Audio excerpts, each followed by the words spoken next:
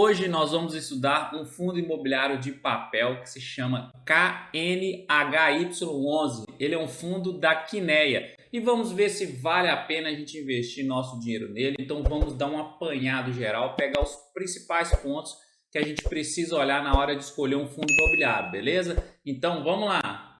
Então é isso aí, vamos lá. KNHY11, um fundo imobiliário de papéis, e ele tem como gestor a Quineia Investimentos. Esse fundo imobiliário ele começou a ser negociado, o início do fundo, em 20 de 6 de 2018, então é um fundo relativamente recente, possui taxa de administração até um pouco salgadinha aqui de 1,6% ao ano e não há taxa de performance, menos mal, né?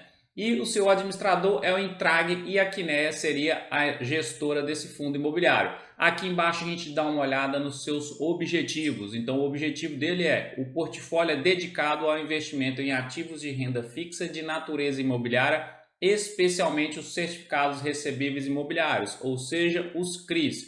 Hoje ele tem um patrimônio muito bom, um patrimônio até grande em comparação à maior parte dos fundos imobiliários, de 1,3 bilhões. Número de cotistas hoje são de 9.858 cotistas e ele pagou no mês agora 12 de 11 de 2021, ele pagou R$ 1,35 por cota de dividendos. Muito bom. E ele possui uma liquidez média diária de 2,7 milhões, sendo negociados aí todos os dias. Então ele possui uma boa liquidez média diária. O valor de uma cota hoje dele está em R$ 105,24 e o seu preço sobre valor patrimonial está em 1,10. Hoje ele está com 13,7% de dividend yield, é um bom dividend yield, e a sua valorização nos últimos 12 meses foi de menos 4,37%, ou seja, teve uma desvalorização nos últimos 12 meses e no mês atual ele já recuperou um pouquinho e teve uma valorização de 2,17%.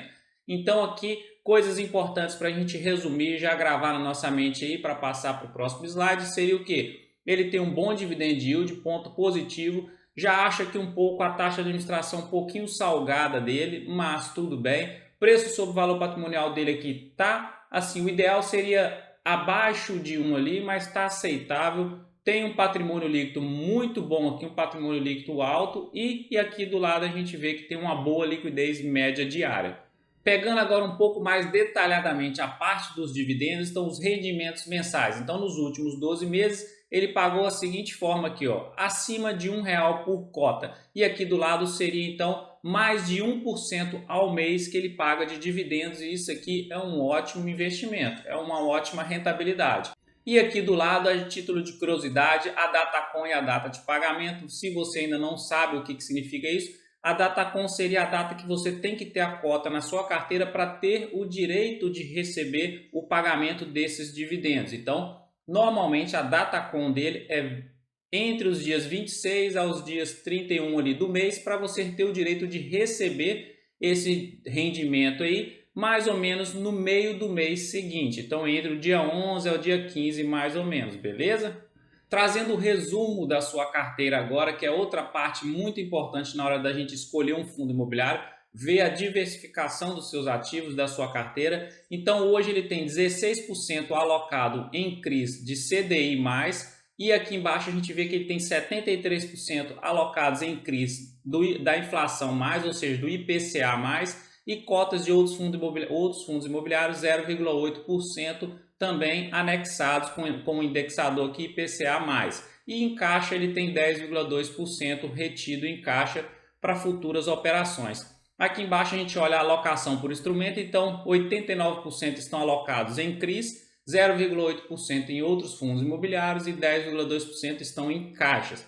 Aqui do lado a alocação por setor, outros 3,4%, pulverizado 3,6%, logístico 7,8%, residencial 8,2%, shopping 22,2% e escritórios 44,5%. Então a maior representatividade dos seus CRIs estão em escritórios e shoppings. Trazendo agora os CRIs que tem dentro da sua carteira, não vamos detalhar um por um, mas vamos só dar uma entendida aqui. O CRI aqui seria o ativo, código do ativo, o devedor, o ativo imobiliário, por exemplo, aqui é o portfólio edifícios corporativos, o emissor seria a securitizadora, que seria a RBCS, o indexador aqui seria o IPCA+, a taxa de aquisição desse CRI foi de 7,55% e hoje a taxa MTM, a taxa do mercado, está 12,39%.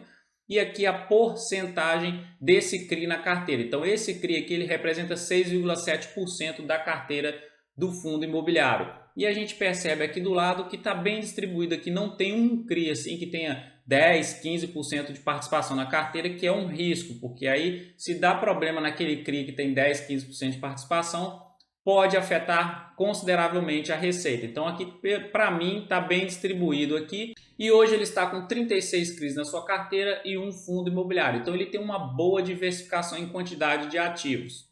Trazendo agora a sua parte gráfica, comparando com o Ibovespa e com o IFIX, o Ibovespa linha laranja está mais ou menos, até que ele deu uma alta melhor aqui, mas já perdeu tudo nessa grande queda que o Ibovespa está, então está quase igual aqui a valorização do fundo imobiliário. E o IFIX também aqui está perdendo um pouquinho para ele. Está quase todo mundo ali entre os 20 a 30 e poucos por cento de valorização desde quando ele começou a ser negociado aqui, que foi em setembro de 2018.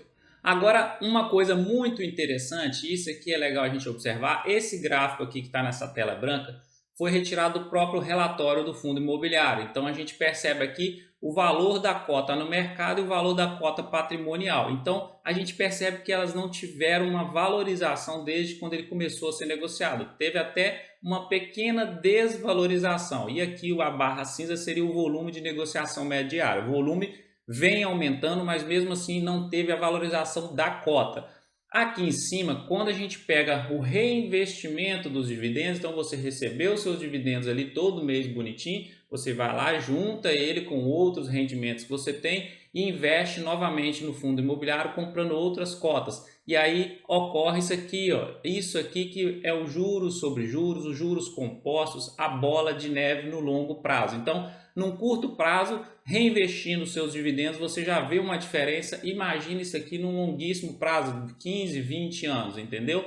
Então, essa é a importância de você, no início ali da sua carteira, no início dos seus investimentos, você sempre reinvestir os seus rendimentos para lá no longo prazo você viver desses rendimentos depois. Agora, olhando a sua análise gráfica, o que tem de interessante? Pegando o gráfico dele aqui, ele vem nessa crescente aqui, nessa tendênciazinha de alta aqui, desde lá do início, respeitando muito bem essa LTA e hoje ele se encontra numa consolidação em alguns meses já, desde lá de março, abril desse ano, ele está aí, ó, andando de lado, está aqui tranquilinho andando de lado e isso aqui, olha que interessante aqui embaixo, o MACD também lá, desde quando ele entrou nessa consolidação, chegou aqui em cima, cruzou o azul por baixo da laranja, isso aqui sinalizou uma tendência de baixa. E veio descendo o MACD, olha só, descendo mesmo ele andando de lado. Isso aqui é muito legal, porque agora o que acontece? Eu até circulei aqui, ó, a azul já está cruzando por cima da laranja. Então, eu acho, ao meu ver, que ele está começando a se recuperar, que agora está saindo dessa consolidação. Normalmente uma consolidação, quando ele está numa tendência de alta, ele está parando para dar uma respirada e depois vai retomar e vai continuar a tendência. Então eu acho que ele vai vir aqui agora, pode vir romper esses R$107 aqui, que seria o topo máximo dele aqui, o topo histórico, e entrar numa tendência boa de alta aí no médio prazo para frente. E o índice de força relativa aqui embaixo, a mesma coisa. A força compradora no atual momento está mais forte que a força vendedora, então, e apontando para cima. Então, para mim, os dois indicadores estão bem interessantes, estão trabalhando juntos aqui, mostrando para mim uma possível tendência de alta daqui nos próximos meses para frente. Então, rompendo esse 107 aqui, ficaria melhor ainda.